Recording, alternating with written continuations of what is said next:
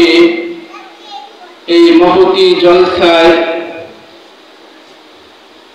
এই বরকতময় জলসায় এসে বসার তৌফিক দান করেছেন। অন্তর উজাড় করে শুকরিয়া আদায় করি আলহামদুলিল্লাহ। কোন জিনিসের কদর যদি কেউ না বোঝে তাহলে সেটার গুরুত্ব থাকে না।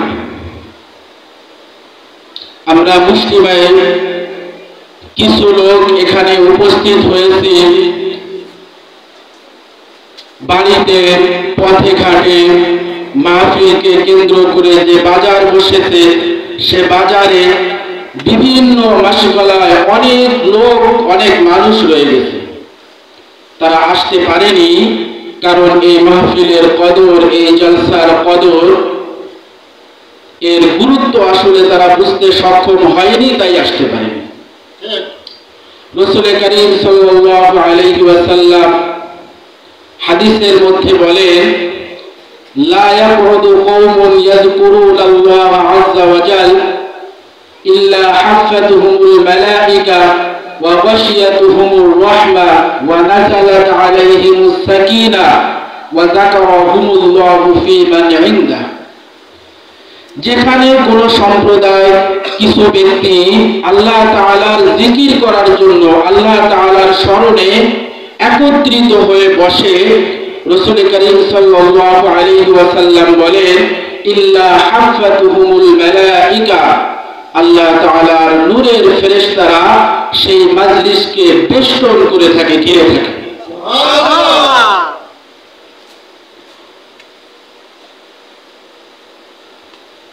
তাহলে যে মাজলিসে আল্লাহ তাআলার গুণগান করা হয়, স্মরণ করা হয়, সে মাজলিসটা নূরের ফেরেশতারা ঘিরে থাকে এবং সেটা একের পর এক আসমান পর্যন্ত চলে যায়। ওয়াশিয়াত আলাইহিমুর রাহমা, সেখানে রহমতের বৃষ্টি, রহমতের অঝোর ধারা সেখানে বর্ষণ। ওয়া নাযালাত আলাইহিমুস সাকিনা, আল্লাহ তাআলার পক্ষ থেকে সাকিনা তাদের উপর বর্ষিত হতে থাকে। সুবহানাল্লাহ। ওয়া যাকারাহুমুল্লাহু ফী মান ইনদা, আল্লাহ তাআলার কাছে যারা আছে, তারা কারা? ফেরেশতা। আল্লাহ তাআলা সেই ফেরেশতাদের মাজলিসে এই সমস্ত ব্যক্তিদের আলোচনা করতে থাকে। সুবহানাল্লাহ। আর হাদিসের মধ্যে তো আসছে, ওয়া বাহা বিহিমুল মালায়েকা, আল্লাহ তাআলা এই বান্দাগুলিকে নিয়ে, যারা আল্লাহর স্মরণে বসে, এদেরকে নিয়ে ফেরেশতাদের সাথে গর্ব করে বলতে থাকে, গর্ব করতে থাকে এই বান্দাদেরকে। রাসূল করিম সাল্লাল্লাহু আলাইহি ওয়াসাল্লামের আরেকটা হাদিস, সাবআতু ইযিল্লুহুমুল্লাহু ফী যিল্লিহি ইয়াওমা লা যিল্লা ইল্লা যিল্লু, কিয়ামতের ময়দানে কঠিন সময়ে একমাত্র আল্লাহ তাআলার আরশে আজিমের ছায়া ছাড়া কোনো ছায়া থাকবে না। থাকবে কোনো ছায়া? কিয়ামতের বিভীষিকাময় অবস্থা কম বেশি আমরা সবাই শুনছি। সেদিন আল্লাহ তাআলার ছায়া ছাড়া কোনো ছায়াই থাকবে না।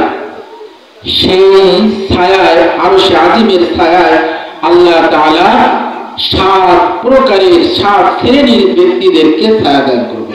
কয় শ্রেণীর ব্যক্তি? 7 শ্রেণীর ব্যক্তি। তার মধ্য থেকে এক শ্রেণীর ব্যক্তি হলো রাজুলান তাহাব্বা ফিল্লাহ, যারা আল্লাহ তাআলার জন্য একে অপরকে ভালোবাসে, ইস্তামা আলাইহি ওয়া তাফাররাকা আলাইহি, যারা আল্লাহ তাআলার জন্যই একত্রিত হয়, যারা আল্লাহ তাআলার জন্যই পৃথক হয়ে যায়। আমরা এখানে একত্রিত হয়েছি শুধুমাত্র আল্লাহ তাআলার সন্তুষ্টি ছাড়া অন্য কোন সন্তুষ্টি আমাদের আছে নাকি? কোন সন্তুষ্টি আছে আমাদের? নাই। তাহলে এই শ্রেণীর লোকদেরকেও আল্লাহ তাআলা কিয়ামতের দিন তার বিশেষ ছায়া, যে ছায়া ছাড়া কোনো ছায়া থাকবে না, আল্লাহ তাআলা ছায়া দান করবে। এই মাজলিসটা দেখতে 2-4 জনের মাজলিস। আসলে আফসোসের বিষয় হলো, কোরআনে কারীমের মধ্যে আল্লাহ তাআলা বলেন, ফাসতাবিকুল খায়রাত, তোমরা কল্যাণের প্রতি, আল্লাহ তাআলা যে কল্যাণের কথা বলেছেন, এটা দুনিয়ার কোনো উন্নতি নয়, বরঞ্চ কল্যাণ হলো আখিরাতের উন্নতি। এটাই হলো কল্যাণ, ঠিক কিনা? আল্লাহ তাআলা সেই কল্যাণের প্রতি প্রতিযোগিতা করতে বলেছেন, প্রতিযোগিতা করো। আসলে দেখেন, দুনিয়ায় যখন কোনো সার্কাস, কোনো কনসার্ট বা দুনিয়াবি অশ্লীল কোনো অনুষ্ঠান যেখানে উদযাপিত হয়, যেখানে অশ্লীল কোনো অনুষ্ঠানের আয়োজন করা হয়, সেই অনুষ্ঠানে ক্যাটাগরি ভাগ থাকে না? সামনের বেঞ্চ, পিছনের বেঞ্চ, মাঝের বেঞ্চ, এবং যে অনুষ্ঠানে ভাড়া না হয়, ফেয়ার না হয়, টিকিট করা হয়, সেখানে সামনের টিকিটের এক দাম, মাঝের টিকিটের এক দাম, পিছনের টিকিটের আর এক দাম, এরকম ক্যাটাগরি আকারে ভাগ থাকে না? মানুষ কি করে? টাকা যতই যাক সামনের টিকিটে বসার জন্য কি করে? চেষ্টা করে। আল্লাহ বললেন ফাসতাবিকুল খায়রাত, প্রতিযোগিতা করো কল্যাণের কাজে, কল্যাণের পথে। মানুষ প্রতিযোগিতা করতেছে কোথায়? গুনাহের কাজে। আল্লাহর কথা সম্পূর্ণ উল্টা হয়ে গেল না? আল্লাহ বললেন একটা হয়ে গেল। সাহাবায়ে কেরামের দিকে লক্ষ্য করেন, ফাসতাবিকুল খায়রাত, কল্যাণের প্রতি প্রতিযোগিতা করো। কি প্রতিযোগিতা তারা করছে? বদর যুদ্ধে হযরত মিকদাদ রাদিয়াল্লাহু তাআলা আনহু কুরমা খাচ্ছিলেন। আল্লাহর নবী সাল্লাল্লাহু আলাইহি ওয়াসাল্লাম ঘোষণা করলেন, সাবিকু ইলা মাগফিরাতিন মির রাব্বিকুম ওয়া জান্নাহ আরজুহা কাআরজিস সামাই ওয়াল আরদ। আয় সাহাবায়ে কেরাম, আমার সাথে চলো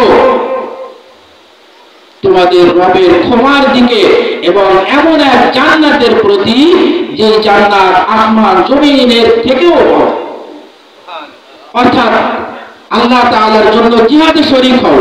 হযরত মিকদাদ রাদিয়াল্লাহু তাআলা আনহুর হাতে খুরমার কিছু অংশ ছিল, সঙ্গে সঙ্গে তিনি ফেলে দিলেন আর বলে দিলেন, ইন্নাহা লাহায়াতুন তাবিলা, আমি যদি এই খুরমাটা খেতে যাই, আমার তো কল্যাণের পথে, জান্নাতের পথে যেতে তো আমার দেরি হয়ে যাবে। সাহাবায়ে কেরামের এমন প্রতিযোগিতা ছিল। গরীব সাহাবারা হুজুর আকরাম সাল্লাল্লাহু আলাইহি ওয়াসাল্লামের কাছে এসে বললেন, হুজুর আমরা তো গরীব, বড় লোকেরা তো অনেক দান করে, তারা তো জান্নাত কামায় ফেলতেছে, তারা সব কামায় ফেলতেছে, আমরা কি করব? হুজুর আকরাম সাল্লাল্লাহু আলাইহি ওয়াসাল্লাম তাদেরকে একটা তাসবিহ শিখায় দিলেন, যে তাসবিহটা তাসবিহে ফাতিমি নামে আমরা জানি, আসরের পরে আমরা পড়ি। সাহাবায়ে কেরাম গোপনে গোপনে, গরীব সাহাবারা এটা জেনে আমল করতে লাগলেন। বড় লোক সাহাবারা এটা জেনে গেছে, তারাও আমল করতে লাগলো।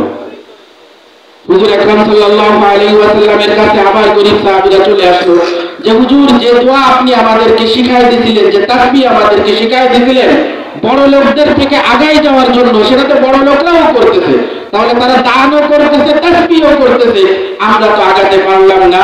হুজুর আকরাম সাল্লাল্লাহু আলাইহি ওয়াসাল্লাম বললেন, যালিকা ফাযলুল্লাহি ইউতিহি মান ইয়াশা, এটা আল্লাহ তাআলার অনুগ্রহ, আল্লাহ তাআলা যাকে ইচ্ছা দান করেন। সাহাবায়ে কেরাম কল্যাণের প্রতি এত অগ্রগামী ছিলেন, সাহাবায়ে কেরাম কল্যাণের প্রতি এত উৎকৃষ্ট ছিলেন, এত প্রতিযোগিতা করতেন। একটা ঘটনা এখানে বলি, সাহাবায়ে কেরামের মানসিকতাটা কেমন। এক আল্লাহওয়ালা, ঘটনাটা সবাই জানি, আমি আবার পুনরাবৃত্তি করতেছি। আল্লাহওয়ালা তিনি চিন্তা করলেন সাহাবায়ে কেরাম কেমন ছিলেন, কেমন রাসূলকে ভালোবাসতেন, দ্বীনকে ভালোবাসতেন, আমরা পারি না, এমন কেমন ছিল। তো এই কথা তার মনে কল্পনায় ছিল। তিনি ঘুমায় গেছেন, ঘুমায় দেখেন যে হুজুর আকরাম সাল্লাল্লাহু আলাইহি ওয়াসাল্লাম এবং সাহাবায়ে কেরাম সহ তিনি একটা গাড়িতে, তো সামনে একটা বড় খাদ, ওই খাদে যদি গাড়ি পড়ে, গাড়ি অ্যাক্সিডেন্ট করবে। তো তিনি খুঁজতেছেন যে হুজুর সাল্লাল্লাহু আলাইহি ওয়াসাল্লাম এবং সাহাবায়ে কেরাম এই গাড়িতে, কাজে এটা যদি অ্যাক্সিডেন্ট করে বা এটা যদি কোনো ক্ষতিগ্রস্ত হয়, হুজুর সাল্লাল্লাহু আলাইহি ওয়াসাল্লাম কষ্ট পাবেন। আমরা সবাই জানি হযরত আবু বকর সিদ্দিক রাদিয়াল্লাহু তাআলা আনহু গুহার মধ্যে গারে ছাউরে হুজুর আকরাম সাল্লাল্লাহু আলাইহি ওয়াসাল্লামের কি খিদমতটাই করেছিলেন, আমরা সবাই জানি। তো ওই ব্যক্তি চিন্তা করতেছে যে গর্ত আমি কি দিয়ে বন্ধ করব। তো তিনি এটা খুঁজতেছেন যে আমি গর্তটা কি দিয়ে বন্ধ করব। এই খুঁজতে খুঁজতে একটা সময় গাড়ি গর্তের কাছে চলে আসছে। উনি তাকায় দেখেন সেই গর্তে দুই সাহাবা শুয়ে পড়েছেন। সেই গর্তে সাহাবায়ে কেরাম কল্যাণের প্রতি এত প্রতিযোগিতা করতেন, এমন মানসিকতা নিয়ে সাহাবায়ে কেরাম চলতেন। কিন্তু আমাদের বিষয়টা সম্পূর্ণ উল্টা। মাহফিল এখান থেকে শুরু হয়েছে মাগরিবের পরে, কিন্তু আসলে আমাদের উপস্থিতির সময় এখনো হয়তো বা হয়নি, কারণ আমাদের এই অঞ্চলে এই কয়েকজন লোক না, আমি জানি আরো লোক আছে, কিন্তু উপস্থিত হয়নি। আমি আহ্বান করব যারা মাহফিলের প্যান্ডেলের বাইরে আছেন, যারা বিভিন্ন মাসগলায় বিভিন্ন ব্যস্ততায় লিপ্ত আছেন, সবাই মাহফিলের প্যান্ডেলে এসে এই মহতি জলসায় বরকত সবাই হাসিল করেন। আল্লাহ তাআলা সবাইকে তৌফিক দান করে সকলেই বলি আমিন। এখন যে বড় কথাটা সেটা হলো, এই যে মাহফিলটা স্বল্প পরিসরে খুব সংক্ষিপ্ত আকারে হচ্ছে, এটা আসলে আরো বেশি বড় পরিসরে হওয়ার প্রয়োজন আছে কিনা আপনারা কি মনে করেন? প্রয়োজন আছে না? ইনশাআল্লাহ আমরা করবো তো ভালো করে ইনশাআল্লাহ। সামনে আমরা আরো সুন্দর করব, কারণ এই দিন দেখেন, আজকে যদি এই মাজলিস চলে যায়, কালকে আমাকে কেউ ডেকেও এখানে আনবে না, আর আমি শত চেষ্টা করেও আগামীকাল এইখানে একটা মাহফিলের ব্যবস্থা এরকম করা যাবে না। তাহলে আমরা যদি সুন্দর করে একটা মাহফিল করতে পারি, আল্লাহ তাআলা চাহেন তো এই মাহফিলটা আমাদের নাজাতের জন্য জরিয়া হয়ে যাবে। সকলেই বলি আমিন। আল্লাহ তাআলা কোন কাজের মাধ্যমে পরিত্রাণ দিবেন, জাহান্নাম থেকে মুক্তি দিবেন আমরা জানি না, হতেও পারে এর মাধ্যমে আল্লাহ তাআলা আমাদেরকে মুক্তি দিবেন। সর্বোপরি একটা কথা, আমরা যখন কোনো বয়ান অথবা কোনো মাহফিলে যাই, একটা জিনিস খেয়াল করব, শুধু বক্তার সুর কেমন, বক্তা কেমন আলোচনা করলো এইটা বিচার করব না, বরঞ্চ ইখলাসের নিয়াতে দিল থেকে নিজের জীবনকে পরিবর্তন করার জন্য কথাগুলো শুনবো। শুনে কি হবে, একটা মাহফিলে কয়েকজন বক্তা বয়ান করেন, অনেক বক্তারা অনেক আমলের কথা বলেন, সব আমল হয়তো বা মনে রাখা সম্ভব হয় না। এখন থেকে ইনশাআল্লাহ আজম করে ফেলবো, মাহফিল থেকে আমি যে কয়টা কথা শুনবো তার মধ্যে মনে মনে নোট করে রাখবো, 2টা 3টা 4টা 5টা আমল মনে মনে নোট করে রাখবো, যে আজ থেকে আমার জীবনে এই 2টা 3টা 4টা 5টা আমল শুরু হলো, ইনশাআল্লাহ মৃত্যুর আগ পর্যন্ত এই আমলগুলো আমি করে দেব। এই নিয়াতে, এই ইখলাসের নিয়াতে, এই আমলের নিয়াতে আমরা মাহফিল শুনবো, বক্তাদের কথাগুলি শুনবো। আল্লাহ তাআলা আমাদের সবাইকে তৌফিক দান করুন, সকলেই বলি আমিন।